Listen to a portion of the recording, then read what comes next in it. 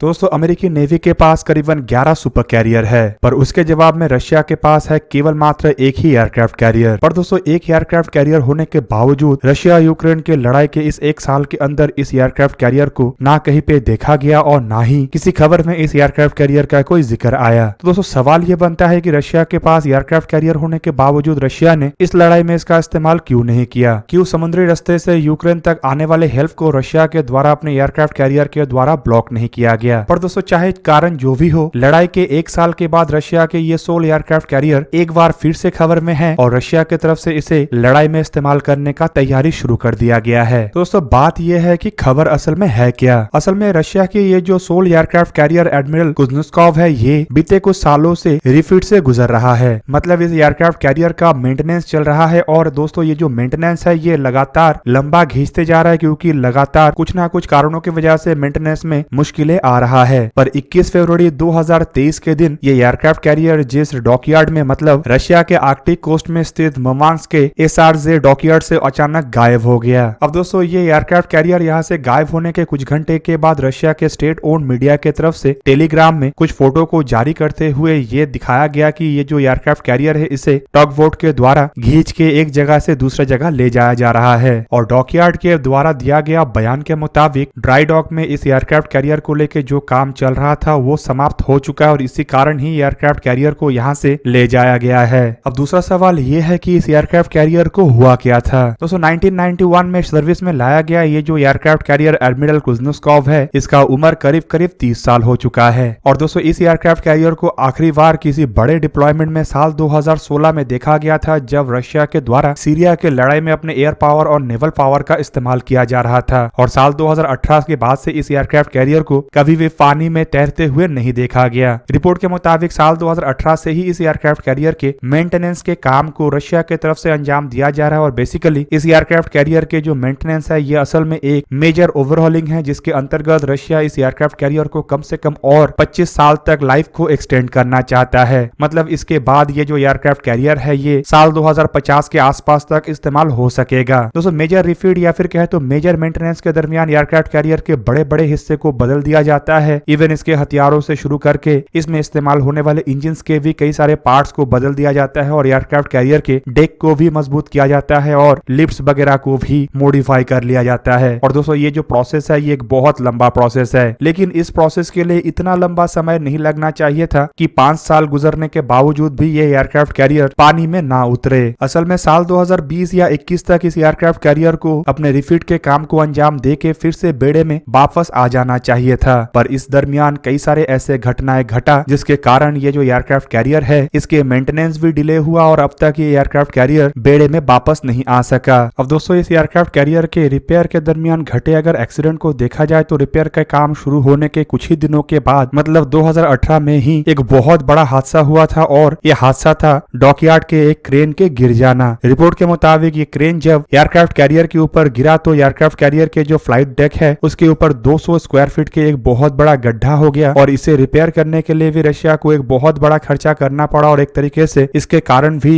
Aircraft carrier के जो programme है ये डिले हुआ। हालांकि इसके एक साल के बाद मतलब दिसंबर 2019 में रिपेयर के दरमियान और एक हादसा हुआ। ये हादसा था एयरक्राफ्ट कैरियर के ऊपर एक भयंकर आग लगना। रिपोर्ट के मुताबिक इस आग से भी एयरक्राफ्ट कैरियर के काफी नुकसान हुआ है और उसके बाद ये जो मेंटेनेंस का काम था ये कुछ समय तक रुका भी था। हालांकि पिछले साल भी मतलब साल 2020 में भी ऐसा एक रिपोर्ट आया था जिसके अंतर्गत बताया गया था कि इस एयरक्राफ्ट कैरियर के ऊपर और एक ऐसे ही आग लगने का घटना घटा है। और दोस्तों ये घटना को एक माइनर घटना बताया गया और ये भी बताया गया कि इससे इतना ज्यादा नुकसान नहीं हुआ है कि कोई चिंता का विषय बने। पर एक तरीके से आप कह सकते हैं कि ये जो माइनर आग था इसके कारण भी एयरक्राफ्ट कैरियर थोड़ा डिले हुआ। आखिरकार दोस्तों अब ये एयरक्राफ्ट कैरियर ड्राई डॉक से बाहर निकल चुका है। पर क्या इसका मतलब ये है कि ये एयरक्राफ्ट कैरियर यूक्रेन रशिया के लड़ाई में इस्तेमाल होगा? दोस्तों ड्राई डॉक से बाहर निकल जाने का मतलब ये नहीं है कि इतने आसानी से इस एयरक्राफ्ट कैरियर को लड़ाई में उतार दिया जाए। दोस्तों संपूर्ण रूप से रिफिट और मेंटेनेंस के काम को अंजाम देने के लिए कम से कम और कुछ समय लगेगा। और दोस्तों ड्राई डॉक में केवल मात्र एयरक्राफ्ट कैरियर के स्ट्रक्चरल अपग्रेड को ही अंजाम दिया गया है। और दोस्तों मेरा मानना यहाँ पे ये है कि एयरक्राफ्ट कैरियर में अभी भी कुछ काम बाकी होगा, जैसे कि इसके फ्लाइट डेक रिलेटेड काम, मैकेनिकल इंस्ट्रूमेंट से शुरू करके इसमें इस्तेमाल होने वाले इलेक्ट्रॉनिक इंस्ट्रूमेंट, फ्लाइट कंट्रोल इक्विपमेंटों से शुरू करके इसमें इस्तेमाल होने वाले नेविगेशन और रडार जैसे इक्विपमेंटों में भी अपग्रेडेशन को करना बाकी है और शायद इसके लिए रशिया को कम से कम और 1 साल या उससे अधिक समय लगे। हालांकि दोस्तों अगर सब कुछ सही चलता है तो साल 2025 से पहले ये एयरक्राफ्ट कैरियर रशिया के बेड़े में फिर से सर्विस में आ जाएगा और पहले जैसे ऑपरेशन में था उसी तरीके से ही ये ऑपरेशन में इस्तेमाल हो सकेगा। दोस्तों इसके अलावा एक सवाल ये भी है कि रशिया को अभी ही क्यों इस एयरक्राफ्ट कैरियर को अपग्रेड करना पड़ा। बेसिकली अगर दोस्तों देखा जाए तो जब इस एयरक्राफ्ट कैरियर को अपग्रेडेशन के लिए ले जाया गया था तब एयरक्राफ्ट कैरियर के 25 साल के समय कंप्लीट हो चुका था। मतलब इस दरमियान एयरक्राफ्ट कैरियर के कुछ पार्ट्स खराब भी हुए होंगे और उसे संपूर्ण रूप से ना बदल के शायद उसे मरम्मत करके इस्तेमाल भी किया जा रहा होगा। और ऐसे में दोस्तों 25 साल के समय के बाद ऑब्वियसली इस तरीके के पार्ट्स को संपूर्ण रूप से बदलने का आवश्यकता होता है और मेरा मानना यह है कि 25 साल का पीरियड काफी होता है कि एयरक्राफ्ट कैरियर को अपने मिड लाइफ रिफिट या फिर अपग्रेडेशन प्रोजेक्ट तक जाने के लिए। हालांकि इसके अलावा जो दूसरा बड़ा रीजन है वो है कि रशिया के पास फिलहाल एक ही एयरक्राफ्ट कैरियर है और ऐसा कोई दूसरा प्रोजेक्ट भी नहीं है जिससे हम ये कह सके कि आने वाले इतने सालों के अंदर रशिया के पास और एक एयरक्राफ्ट कैरियर होगा।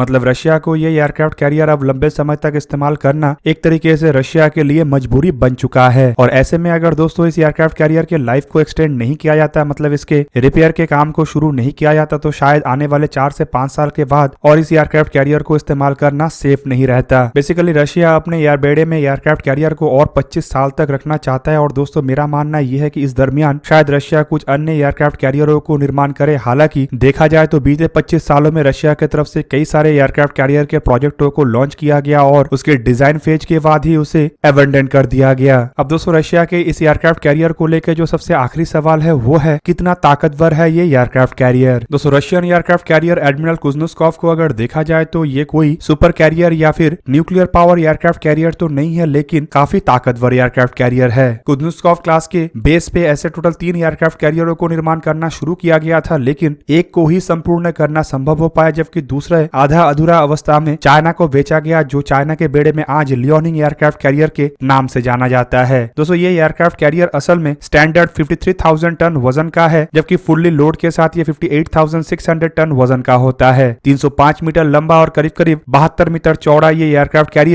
4 बॉयलर से लैस है, जिनमें टोटल क्षमता 2 लाख हॉर्स पावर है। हालांकि इसके अलावा भी इसमें कई तरीके के डीजल जनरेटर और टर्बो जनरेटर है। एयरक्राफ्ट कैरियर 29 नॉट मतलब करीबन 54 किलोमीटर पर आवर की अधिकतम रफ्तार से ट्रैवल कर सकता है और अगर इसका इकोनॉमिक रफ्तार 18 नॉट रहा तो ये 8,500 नॉटिकल माइल या फिर कहे तो 15,700 किलोमीटर के रेंज तक भी काम कर सकता है। दोस्तों ये एयरक्राफ्ट कैरियर 18 सुखोई 33, 6 मिग 29 के, 4 KA-31 और 2 KA-27 जैसे हेलीकॉप्टरों से लैस है। मतलब 24 फिक्स्ड विंग एयरक्राफ्ट और 6 रोटरी विंग एयरक्राफ्ट। हालांकि इसके अलावा एयरक्राफ्ट कैरियर काफी खतरनाक हथियारों से भी लैस है, जिनमें 6 AK-630 close in weapon system है, मतलब 30 मिलीमीटर के गन सिस्टम है, 8 CADS close in weapon system जिनमें हर एक में 2 30 मिलीमीटर के गन होता है, 12 P700 मिसाइल, 24 8 सेल वाले ऐसे वर्टिकल लॉन्चिंग सिस्टम जो सरफेस टू एयर मिसाइलों को कैरी करता है, मतलब 192 सरफेस टू एयर मिसाइल भी ये कैरी करता है, और एक RVU 1200 ASW रॉकेट को भी ये कैरी करता है। कुल मिलाकर दोस्तों आप लोगों को क्या लगता है कि रशिया की तरफ से ये एयरक्राफ्ट कैरियर को फिर से पानी में वापस लाने से रशिया के ताकत में कितना बढ़ोतरी होगा? कमेंट करके जरूर बताइए। दोस्तों आज का इस वीडियो को यही पे ही करते हैं समाप्त। किसी और एक दिन किसी और एक वीडियो में मिलेंगे, तब तक के लिए जय हिंद, वंदे मातरम।